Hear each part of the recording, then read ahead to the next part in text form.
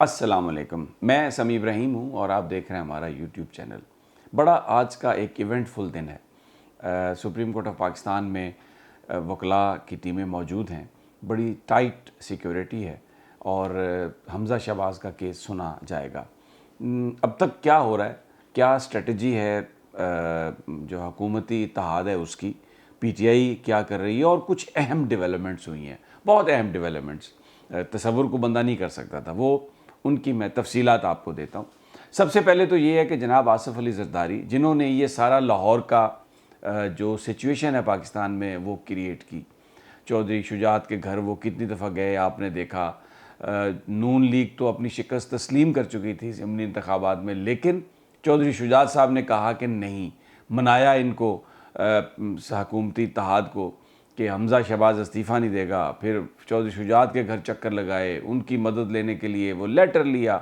एक पूरा जो इस वक्त सियासी बहरान है पाकिस्तान के अंदर पंजाब हुकूमत के हवाले से, उसमें जो एक मरकज़ी हैसियत है वो आसिफ अली जरदारी की। लेकिन उन्होंने किया क्या, तमाम की तमाम जो क़यादत है उसको इस्लामाबाद भेजा, सुप्रीम कोर्ट के हवाले से उनसे बयानात दिलवाए, एक मुल्क में टेंशन ऐसी क्रिएट की है कि जिसके नतीजे में आज बहुत सारे लोगों पर अगर सुप्रीम कोर्ट चाहे तो तौहीन अदालत लगा सकती है। लेकिन आसिफ अली जरदारी साहब ने क्या किया, वो मुल्क से ही चले गए बड़ी खामोशी से। एमिरेट्स एयरलाइन की फ़्लाइट पर वो बैठे और रात वो दुबई चले गए। जिस वक्त वो दुबई पहुँच गए उसके बाद ये ख़बर रिलीज़ हुई कि जनाब आसिफ अली जरदारी साहब दुबई चले गए। अब किसी को नहीं पता, यहाँ पर हुक्मरान इत्तेहाद को, किसी बड़े कायद को नहीं पता कि वो क्यों गए हैं। सिर्फ ये एक चीज़ आई कि जनाब उनको वो चंद दिनों के लिए गए, आराम के बाद वापस आ जाएंगे।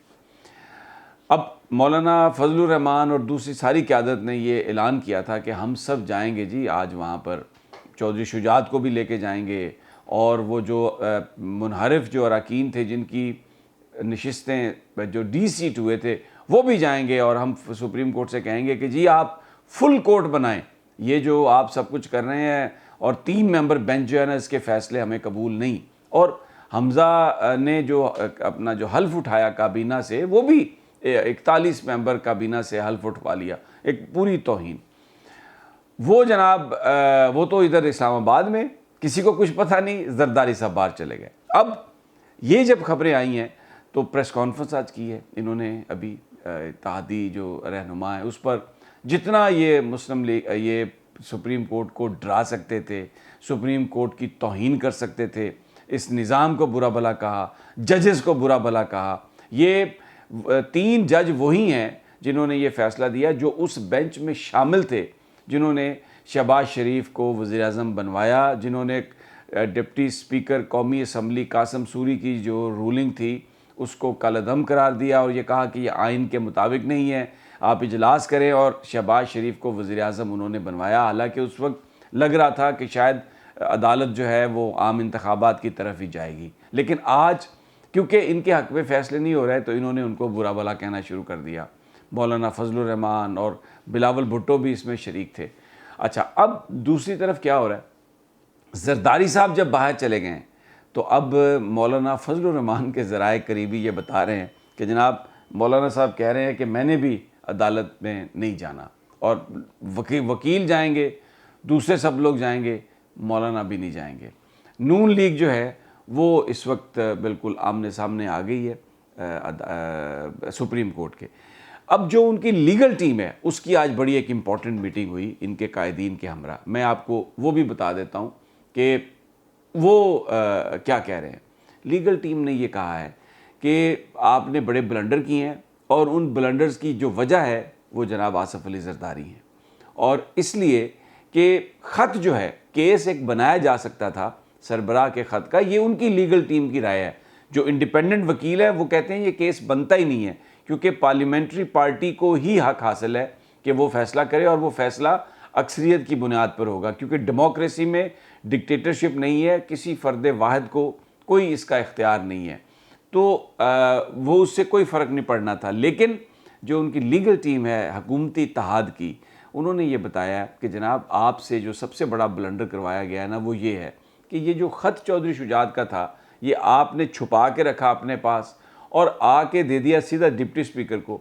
वो जो पार्लिमानी पार्टी है वो तो ये कह रही है कि हमारे पास ये ख़त आया ही नहीं। अगर चौधरी शुजात ने कोई डायरेक्शन दी, ख़त लिखा, तो वो चला गया सीधा डिप्टी स्पीकर के पास और डिप्टी स्पीकर ने कहा कि जी मुझे इत्तला मिली है कि अरकान के वोट आप काउंट ना करें। तो जो अरकान हैं उनको ये ख़त कब मिला, उनको ये डायरेक्शन कब मिली? तो इसलिए जो लीगल जो सिचुएशन है, ये हुकूमती इत्तेहाद के जो लीगल हैं उनकी ये राय है कि जनाब ये प्रोसीजर को तो बिल्कुल फॉलो नहीं किया गया, उसकी वजह से ये एक बहुत बड़ा नुकसान हो गया और अब अदालत में केस बनता ही नहीं है हमारा, हमें अदालत रिलीफ नहीं दे सकती। ये आज उन्होंने बता दिया है कि हमज़ा शहबाज की जो पोजीशन है वो बहुत लीगल पोजीशन बहुत कमज़ोर है। अब इन्होंने जो आज प्रेस कॉन्फ्रेंस की है उसमें इल्ज़ाम लगाया सुप्रीम कोर्ट पर कि जनाब वो पार्टी देखकर फ़ैसला करते हैं, चौधरी शुजात को मोतबर नहीं समझते और दूसरे लोगों को ये मोतबर समझते हैं। पीटीआई की पिटीशन तैयार नहीं थी, लेकिन उस पिटीशन को इन्होंने इंतज़ार किया असिस्टेंट रजिस्ट्रार ने और ये कहा कि आप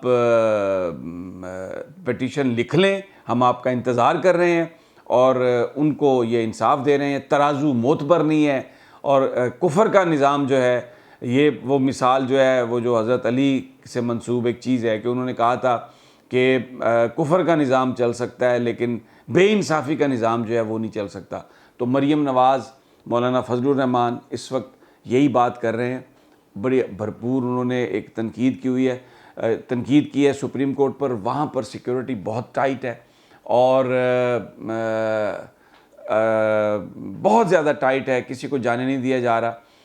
अभी जजेस इस केस को सुनेंगे, लेकिन आज जो ये मेरे पास जो इत्तला है इस वक्त के खप इन्होंने डालना ही है, पूरी इरादा इनका पूरा है।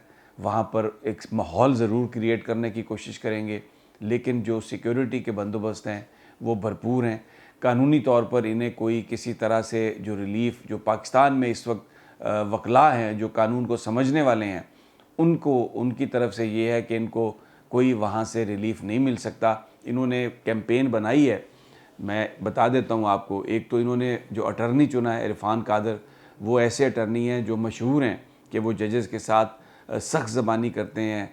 अब बल्कि बाज़ वकला की राय में वो जो एक लाइन है जो डिफ़ाइन करती है तौहीन को, और वो उस लाइन को भी क्रॉस कर जाते हैं।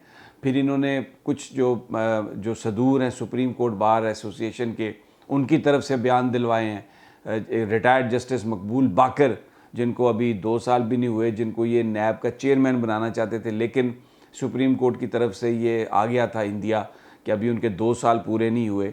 तो वो वैसे भी वो काजी फ़ायज़ ईसा के साथ उनका बड़ा गहरा ताल्लुक़, नज़रियात भी उनके साथ मिलते हैं। तो ये उनको, क्योंकि ये नैब का चेयरमैन नहीं बना सके, उन्होंने भी अपना जहर निकाला, उन्होंने भी कहा कि फुल कोर्ट बने। तो पूरी एक माहौल बनाने की कोशिश की है इन्होंने फुल कोर्ट के लिए, लेकिन बिल्कुल फुल कोर्ट बनता हुआ नज़र नहीं आ रहा। बड़ा अहम दिन है, जैसे जैसे इन्फॉर्मेशन आएगी मैं आपके साथ शेयर करूँगा। और अगली वीडियो तक हमें इजाज़त दीजिए। अल्लाह निगहबान।